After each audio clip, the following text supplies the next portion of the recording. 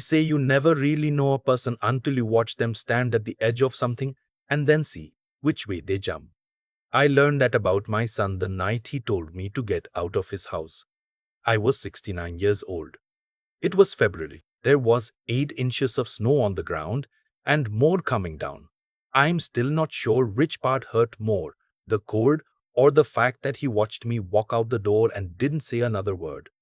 My name is Howard. I spent 31 years as a cardiovascular surgeon at Emory University Hospital in Atlanta. I retired at 64, not because I had to, but because I'd watched too many colleagues drop dead at their desks, and I wasn't willing to do the same. I had a good pension. I had a house paid off in full in Decatur, 3 bedrooms, a garden my wife Pauline had planted before she passed, and enough savings that my financial advisor kept telling me to stop worrying and start enjoying. Pauline died 6 years before any of this happened. Pancreatic cancer, 11 weeks from diagnosis to the end. We had been married 41 years, and I will tell you plainly, I have performed open heart surgery on strangers and kept my hands steady. But the morning Pauline stopped breathing, I sat in that hospital chair and could not move for 4 hours. The nurses were kind. They didn't rush me. After she was gone, my son Elliot was the one who kept me going. He called every Sunday. He drove down from Raleigh twice a year with his kids. He was for a long time a good son. I want to be honest about that, because what came later doesn't erase what came before. It just makes it harder to understand. Elliot had been with his wife Vanessa for about 12 years when things started to shift. She was pleasant enough in the beginning. Polished, the kind of woman who always remembers to send a thank you card but never quite looks at you when she's saying thank you. I didn't think much of it at first. Some people are just reserved. I told myself that. What I didn't see, what I was too trusting to see, was that Vanessa had been doing arithmetic for a long time, and the numbers she was adding up were mine. It started small. A comment here and there about how big my house was for just one person. Elliot passing along suggestions that I might want to simplify. Then came the conversation about how assisted living communities weren't what they used to be, and how some of them were practically like resorts. I told Elliot I wasn't interested. I was 68. I drove myself everywhere. I still went on 3-mile walks every morning. I wasn't ready to be shelled. That's when the tone changed. I started noticing that when I called on Sundays, Elliot sounded distracted, short, like he was half listening. Then the calls became every other week. Then sometimes I'd call and it would go to voicemail and he'd text back 2 days later with something like busy week. Talk soon. I told myself he was stressed with work. He managed operations for a logistics company and they'd been going through changes. I made excuses because that's what fathers do. What I didn't know, not yet, was that Vanessa had been filling those gaps with stories. I found out later, in pieces, what she had been telling him. That I had called her difficult behind her back. That I had told one of Elliot's friends I didn't think she was good enough for my son. That I had been cold to her mother at Thanksgiving 3 years ago. None of it was true. Not a word, but she delivered it with just enough detail. A specific quote here, a particular day there, that it sounded real. And Elliot, who loved his wife and wanted to believe her, did. By the fall, before everything fell apart, my relationship with my son had gone from warm to careful to something I can only describe as transactional. He called when there was information to exchange. He didn't ask how I was sleeping, or whether I'd seen the neighbors, or whether I still went to the Thursday morning coffee at the church down the street. The small things had stopped, and the small things I've found are usually the first sign that something is wrong. In December, Elliot called to say they were spending Christmas in Raleigh, but wanted me to come up for New Year's. I said yes. I drove up on the 30th of December with a carload of gifts and a pot of Pauline's Brunswick stew I'd made from memory. The visit was strange from the beginning. Vanessa greeted me at the door with a smile that didn't quite reach her eyes. The grandchildren, Addison and Cole, were happy to see me. Kids don't perform, and those two lit up. But every time I started a real conversation with Elliot, Vanessa found a reason to interrupt. A question about dinner, something she needed him to help her with in the other room. After a while, I stopped trying. On the morning of January 2nd, Elliot came downstairs while I was having coffee in the kitchen. He sat across from me and folded his hands on the table, and I knew before he opened his mouth that something was coming. He said he needed to talk to me about something serious. He said that Vanessa had been very hurt by things I had said and done over the years, and that for the sake of his marriage and his family, he needed me to acknowledge that and apologize. He read from a list, an actual list on his phone. Things I had supposedly said. Things I had supposedly said. Things I had supposedly done. I sat there with my coffee going cold, and I listened to my son read accusations that had been scripted by his wife. And I felt something I had not felt since I was a resident, being dressed down by a chief surgeon for something another intern had done. That specific powerlessness of being convicted before you can speak. I told him none of it was true. I was calm. I laid it out clearly, point by point, the way I would explain a diagnosis to a patient's family. I told him I had never said those things, had never done those things, and that I was sorry his wife felt the way she did. But I could not apologize for something that hadn't happened. He looked at me for a long moment. Then he said, "Dad, she has no reason to make this up." I said, "Elliot, neither do I." We went back and forth for about 20 minutes. His voice got louder. Mine stayed even. That seemed to make him angrier. Eventually, Vanessa appeared in the doorway. She had clearly been listening, and she said, very quietly, that maybe it would be better if I left. I said I would pack my things. What I expected was for Elliot to stop me, to say, "Wait, let's keep talking, let's work this out."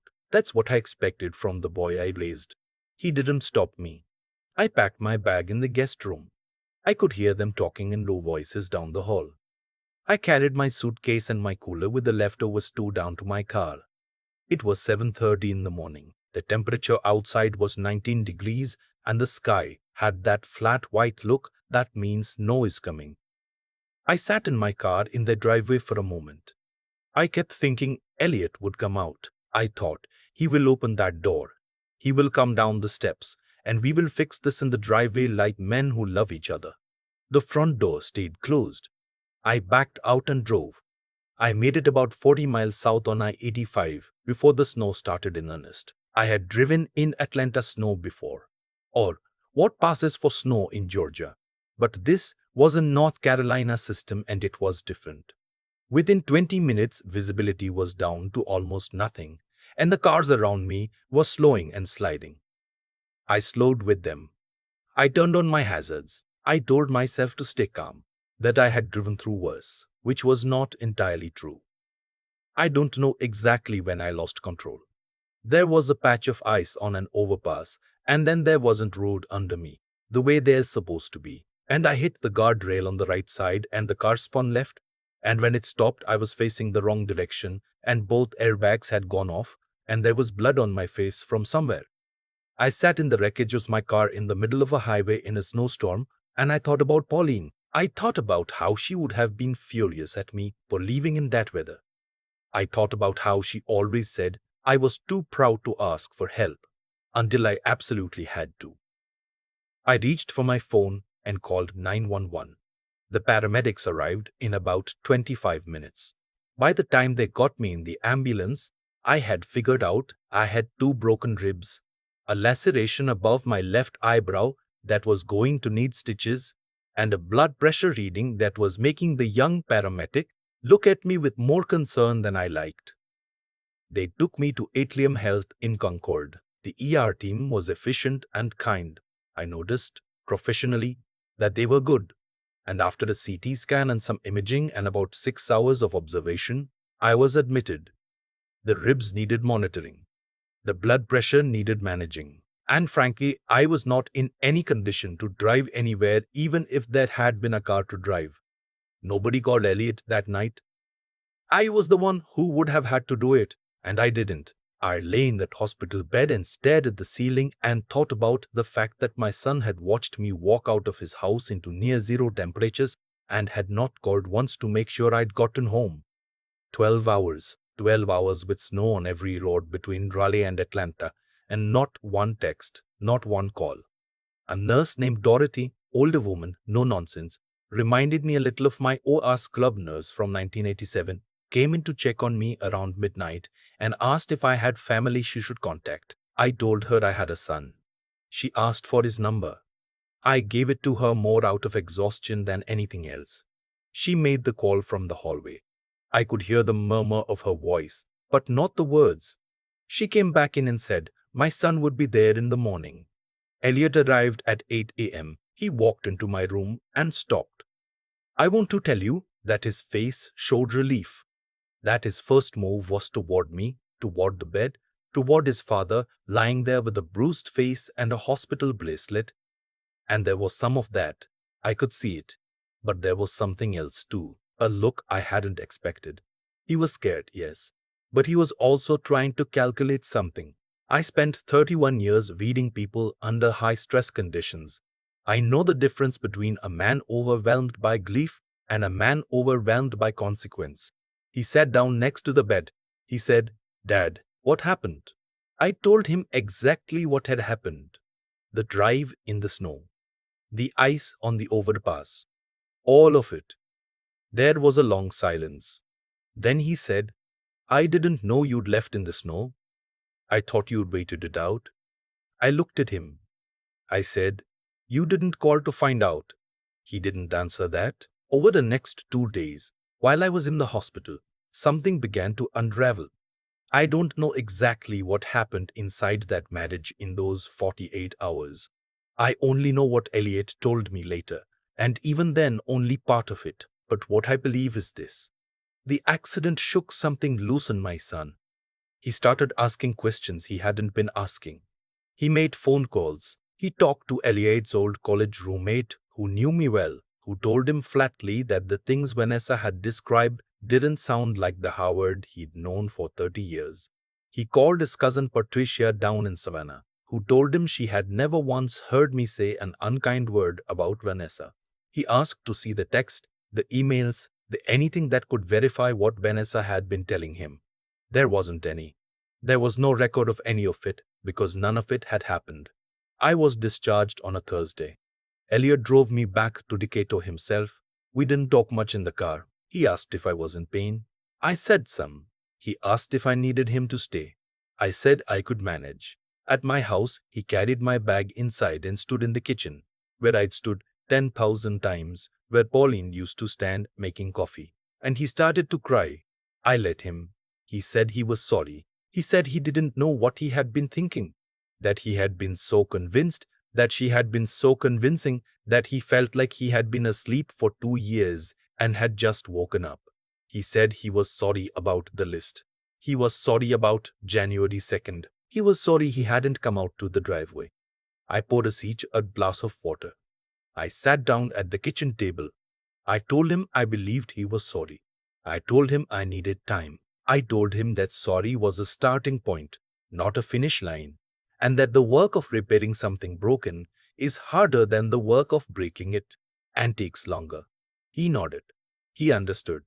What happened with Vanessa came out over the following months. Elliot confronted her with what he'd found, or more precisely, what he hadn't found.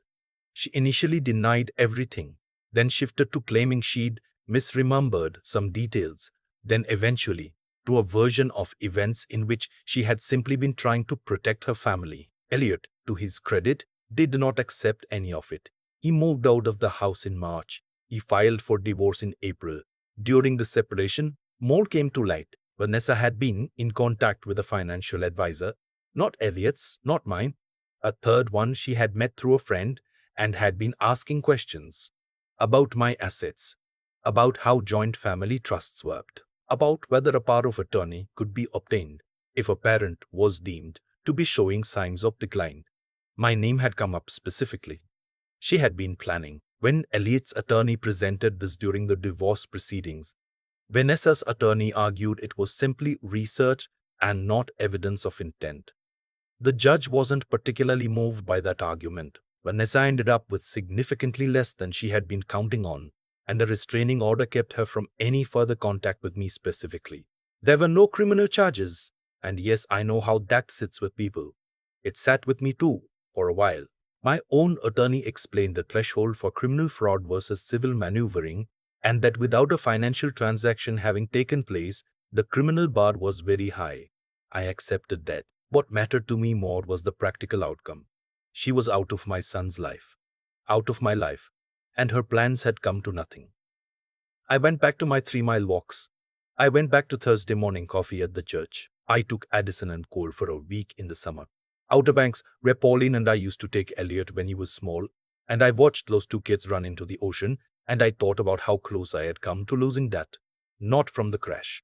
From before the crash. From the slow erosion of something I had built over 69 years. Elliot and I are not back to where we were. I don't think we will be. Fully. Some things don't go back to their original shape after they've been under enough pressure, but we are building something different, and I think, in some ways, more honest. He calls every Sunday now without fail. When he says he's listening, he's actually listening. He asks about the garden. He asked me last spring to help him teach Cole how to grow tomatoes. We did it over 2 weekends. Cole was terrible at it and thrilled about every second. I sold the Decatur house in the fall. Not because I was pushed, but because it was time. Pauline's garden was more than I could keep up with alone, and I knew she'd understand. I bought a smaller place in Asheville. Mountains instead of city. I have a porch where I drink coffee in the mornings and watch the fog move through the ridgeline. And I think about how strange and how long a life can be. I think about that icy overpass sometimes. I think about those 25 minutes waiting for the ambulance, facing the wrong direction on the highway, with snow coming down on a cracked windshield. And I think about Dorothy the nurse, who decided it was her business to pick up a phone and call a number I gave her at midnight, and who never knew that that phone call was the one that started pulling everything back. Sometimes the people who save your life aren't dramatic about it. Sometimes it just looks like someone doing their job because they decided you were worth the effort. Pauline always said that the measure of a person is what they do when no one's watching and nothing's required. She was right about most things. She was certainly right about that. I've had a long time to sit with all of it now. Long enough that the anger has mostly settled into something quieter. Not forgiveness exactly. Not yet, but something closer to understanding. Understanding of how these things happen. How a good man can be turned against his own father. How a calculated person, given enough time and proximity and silence, can relight someone else's entire history. Vanessa didn't use a weapon. She used patience. She used small, specific details that made her stories sound like memories instead of inventions. She understood that the most effective lies aren't the dramatic ones, they're the ones that sound like something you could almost remember happening. That's what I keep coming back to. Not the cruelty of it, but the intelligence. She had been working on Elliot for years, before I noticed even the first sign, and I missed it. That's the part I have to own. I told myself he was stressed. I made excuses because I wanted to believe the relationship was intact. There's a kind of willful blindness that comes from loving someone. You fill in the gaps with the best version of them, even when the evidence is starting to point somewhere else. I know better now. Paying attention to what's actually in front of you instead of what you wish were there isn't pessimism. It's just honesty. And honesty, even the uncomfortable kind, is always the more protective choice. What happened to Vanessa was the result of her own decisions, laid end to end over years. She made a plan built entirely on deception, and deception has a structural problem. It requires everything to go exactly right forever. One honest conversation, one question Elliot thought to ask, one person willing to say that doesn't sound like Howard, and the whole thing begins to come apart. She had built something that looked solid but had no real foundation. When the pressure came, it collapsed. Elliot's reckoning was different. He hadn't plotted anything. He had simply stopped questioning, and in that silence, let someone else do his thinking for him. That's a different kind of failure. Not malicious, but still costly. What I watched him go through in the months after The grief of realizing how completely he had been used and how willingly he had gone along was genuinely hard to witness. I don't say that to be cruel. I say it because I think it's the most important thing he's ever had to sit with. A man who learns that lesson, really learns it, doesn't make the same mistake twice. For my part, I went back to my walks, back to my coffee on Thursday mornings, back to the ordinary rhythms that Pauline always said were the real structure of her life. Not the big moments, but the repeated small ones. I planted things in the new garden in Asheville, not because I'm sentimental, but because growing something requires you to show up consistently. And I needed that reminder. What I know now, at 69, that I didn't fully understand at 40, is that character isn't something you arrive at. It's something you practice imperfectly over a long time. Elliot is practicing it now, and still practicing it. Even Dorothy, the nurse who made a phone call at midnight because she decided a patient mattered, she was practicing it too, without ever knowing what it would set in motion. That's the thing about doing the right thing quietly. You rarely get to see the whole consequence. You just do it anyway, because it's right, and trust that it lands somewhere.